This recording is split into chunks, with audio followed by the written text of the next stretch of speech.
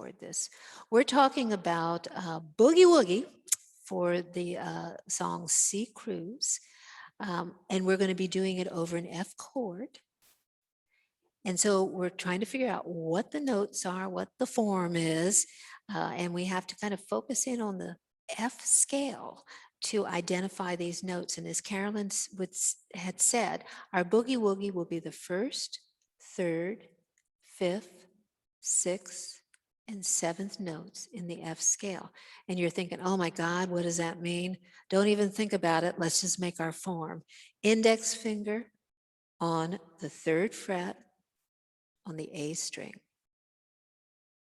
Our middle finger and our ring finger, fifth fret, C and E string.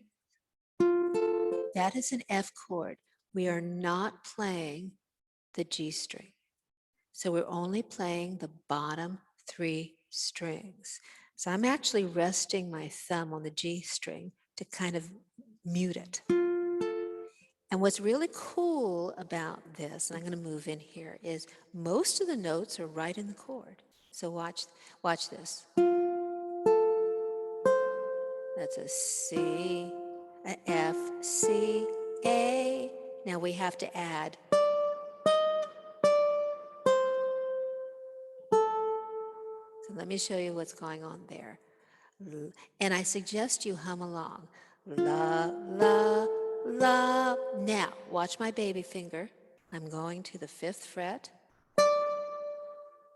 Now we need to do that flat seven. I'm moving it up to the sixth fret, baby finger. Back to the fifth fret.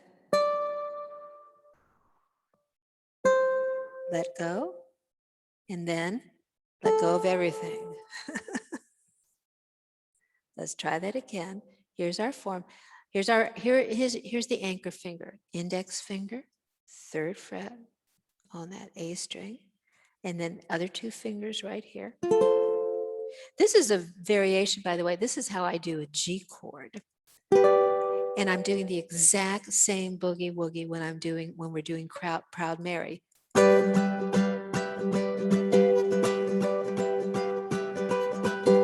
Like what Tom was saying, it's this similar fingering just in a different location. So here we go. Here's our F. Now I'm finger picking la, la, la, la, la, la, la, let go.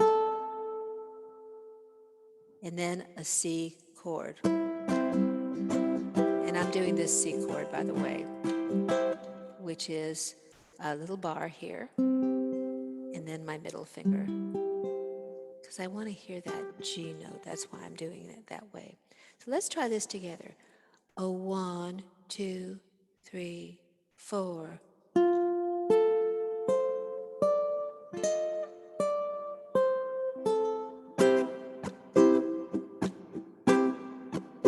Again.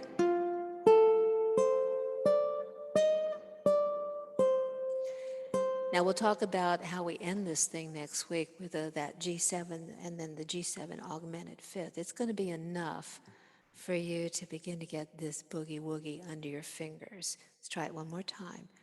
2, 3, 4.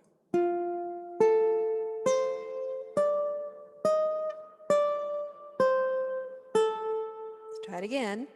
2, 3, 4.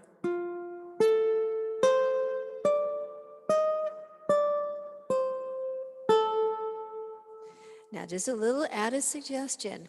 Remember that when a note in a melody falls on the A string, that means we can play the strings below it. We can't play the G string, unfortunately. We have to keep that muted, but we can play the E string and the C string. So I'm doing a little strum technique. So watch this.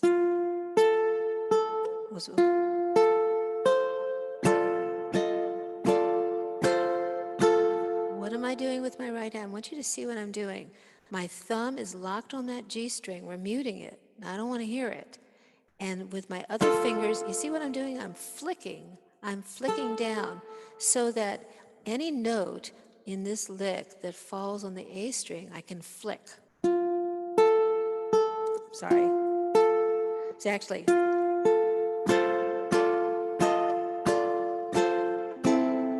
wait.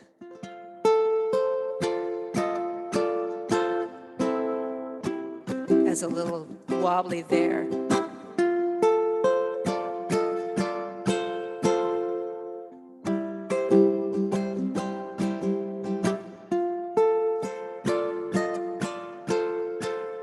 You see how I started to fudge because things got a little wobbly there.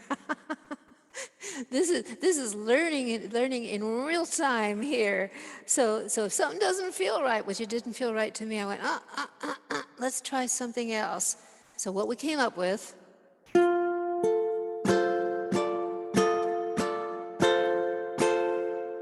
I stayed on that note instead of going down to here. It's a little easier.